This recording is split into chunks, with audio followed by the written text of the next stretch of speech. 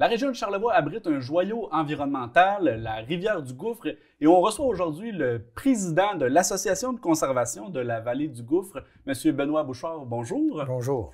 Donc, M. Bouchard, on a entendu parler en 2024, tout au long de l'année, de la situation financière de l'Association de conservation qui était un peu difficile, si on peut dire. On se demandait si les jours de l'association n'étaient pas comptés. Parlez-moi un peu plus de comment vous avez traversé l'année 2024.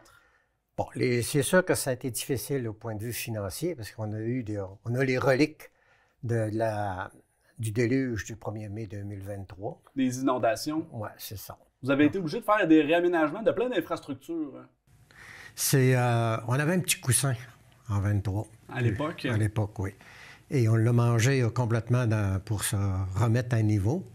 Ça veut dire installer tous nos accès, réparer les chemins. On avait beaucoup de choses à faire. Des ponceaux qui ont été réinstallés. Des petits ponceaux. Ça veut dire tout ce qu'il faut pour rendre la rivière accessible, les fosses accessibles à monsieur et madame tout le monde. Sans avoir besoin d'un véhicule spécial pour s'y rendre, puis après ça, avoir les commodités qu'on avait avant. Donc, de ce côté-là, ça a mangé beaucoup d'argent, si on peut dire, et ça a été jumelé au fait qu'il y a eu moins d'entrées qui ont été achetées par les pêcheurs du Québec pour venir dans la rivière du Gouffre. Est-ce que c'est bien ça?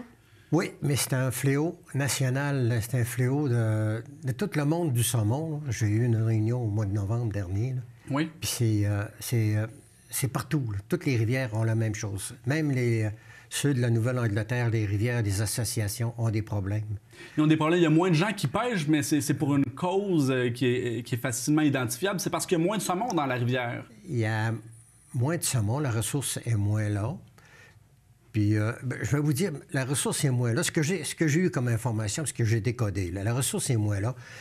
Les pêcheurs s'autodisciplinent. Quand il fait trop chaud, ça donne pas de chance au saumon, on pêche pas. Quand les eaux sont basses, c'est des amateurs de pêche, c'est des gens qui sont respectueux de la nature. On s'en va vers ça, puis on constate ça de plus en plus. Donc, ce que j'entendais, ce que je voyais, ce qu'on me faisait comme réflexion, il fait trop chaud, la rivière est trop basse, je ne vais pas à la pêche.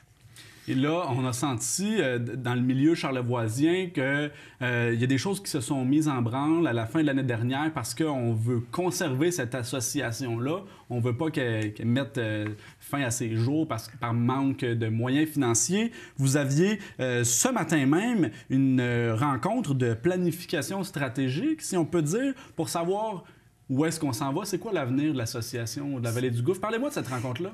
C'est une rencontre préparatoire à une planification stratégique. Okay. C'est un échange d'idées. C'est une... Vous savez ce qu'on a eu là, comme information, puis ce qu'on a pu comprendre de ce matin, là, c'est... il y a beaucoup de gens qui sont intéressés à s'impliquer pour l'avenir de la rivière. Qui était là ce matin là, avec vous? Ce matin, là, on avait les gens de la MRC. OK. Je ne me rappelle plus de son titre, là, la dame, là. On avait Mme Simard, la mairesse de Saint-Urbain, le conseil de Saint-Urbain. On avait les membres du conseil, certains membres du conseil d'administration. Ceux qui travaillaient ne pouvaient pas être là. De l'association? De l'association. Et l'équipe de travail.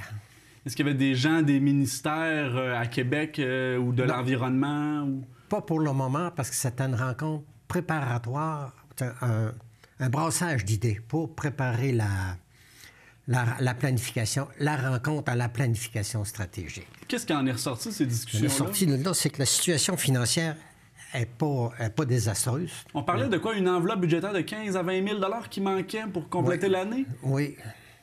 Et est-ce qu'il y a eu un soutien du milieu pour vous donner un coup de pouce? Hein?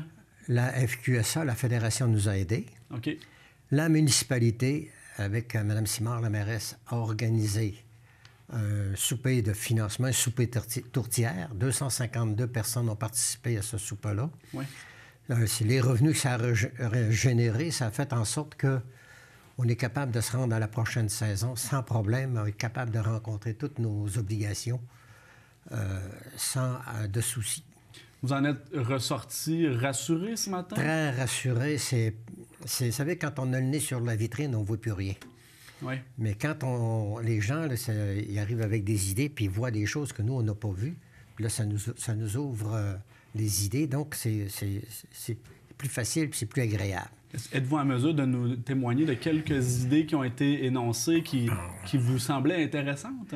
Bon, vous savez, là, notre rivière, là, notre association, là, il y a 11 des résidents de Charlevoix qui pêchent, sont membres, ou ils ont une carte de membre, ou qui pêchent la rivière. OK. Puis quand on dit Charlevoix, c'est de Baie-Sainte-Catherine à Saint-Tite-des-Caps. 89 viennent de l'extérieur. OK. Et dans ces 89 %-là, on a 1 qui viennent de l'Europe ou des autres provinces maritimes et les autres provinces, l'Ontario, la Colombie-Britannique, la Saskatchewan et les États-Unis. Donc, la très grande majorité vient du Québec, mais de l'extérieur de Charlevoix. L'extérieur de Charlevoix. OK. Donc, puis on a très peu de membres de Charlevoix, très, très peu de membres pour soutenir cette organisation-là. Ce bijou, c'est un joyau qu'on a, puis on est choyé d'avoir une rivière à saumon. Parce que le saumon, c'est sa génétique d'origine. Donc, il n'y a pas eu d'ensemencement, il n'y a pas eu de modification. C'est depuis le temps des temps, depuis le temps que la rivière à saumon existe, c'est sa génétique. Donc là, est-ce qu'il y a des idées pour aller chercher des membres ici dans la région? Ou... Le marché, il va y avoir une planification des avenues pour développer le marché régional. Oui.